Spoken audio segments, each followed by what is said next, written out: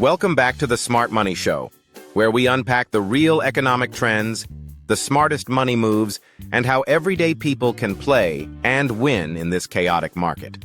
I'm your host, Mike, and today we're diving into something timely, a little controversial, and very practical.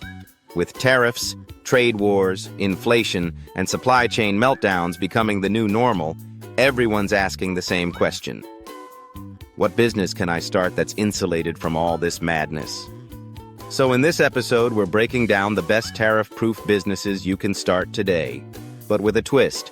We're not just giving you a list. We're critiquing every suggestion so you can make smarter choices. Let's get started. Why tariff-proof businesses matter. Now, so first, let's define what we're talking about. A tariff-proof business isn't just a business that doesn't import goods.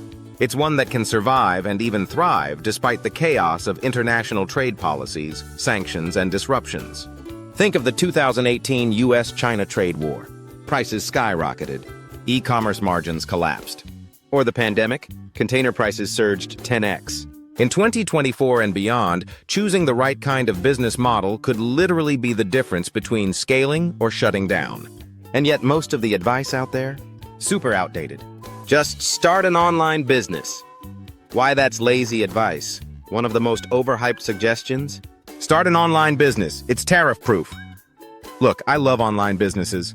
I run one. But let's not pretend they're immune. Take dropshipping. It's often sold as a no-inventory model. But those goods still come from overseas. And guess what? If tariffs hit China or global shipping costs rise, you're stuck. Even digital-only businesses like courses or newsletters are not invincible. Most rely on platforms, YouTube, Meta, Substack. If they change the algorithm or terms, you're toast. Better move? Create a personal knowledge business, something unique to your experience. But be ready to fight hard for attention in a crowded market. Local services, low risk but low reward. Another common answer, start a local service business. Cut hair, fix toilets, walk dogs. Tariffs won't touch you. Technically true, but let's talk scalability. These businesses are physically demanding. You're swapping time for money. There's a ceiling. And inflation still hits hard. Your barber clippers go up 30%. Do you raise prices or cut into your margin? Local businesses can work, but they're not wealth generating by default. They need systems, branding, and customer retention strategies to be sustainable. If you go this route, own the niche. Don't be a plumber. Be the emergency plumber for eco-homes. Farming and food production. Sounds great, right? Grow food locally and sell it. No imports, no tariffs, win-win. That's the pitch. And yes, urban farming and container farming are trending. But here's the downside. High startup costs, labor-intensive. And ironically, many of these still rely on imported fertilizer, tools, or hydroponic systems. One bright spot? Mushroom farming, fast cycles, high ROI, works in tight spaces. Just be ready to grind. Farming is not passive, and it's often not digital scale friendly. Next idea, be a content creator. No goods, no tariffs, right? On the surface? Sure, but the risks are hidden. YouTube changes ad rules, your income drops. Instagram limits reach, your sales drop. Also, most creators eventually want to sell merch, books, or courses.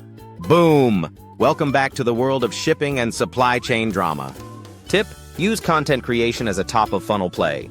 Build audience loyalty, then monetize through services or memberships, things not tied to international goods. Local manufacturing and subscription is a smart combo. Local micro-manufacturing, especially when paired with subscription models. Think soap made from local ingredients, or a skincare brand using regional herbs, sold via monthly boxes. Predictable revenue. No overseas dependence. But let's not sugarcoat.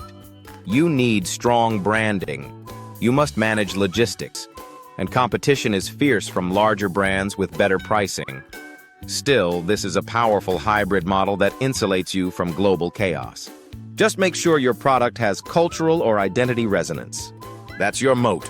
This might be my favorite, service arbitrage. You build a remote team in one region, say Nigeria, India, or the Philippines, and sell high-value services to US or Canadian clients. Copywriting, social media, UX design, virtual assistants. No physical products, no tariffs, just brain power. But it's not easy to scale. Talent management is hard, and tax issues across countries, a nightmare.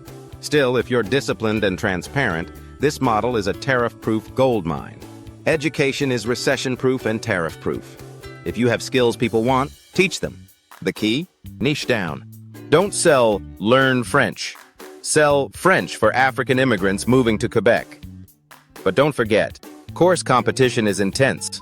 Most people drop out, and you'll need to work hard on community and follow-up. Still, as a side hustle, this is one of the most stable bets today. So let's wrap this up. No business is 100% immune to tariffs and trade shocks. But if you combine local strength, digital scale, and platform independence, you can build something resilient. And remember, don't just follow trendy advice. Critically examine what works for you, in your market, and with your skills. Love this episode? Share it with a friend. Subscribe on your podcast app and leave us a review.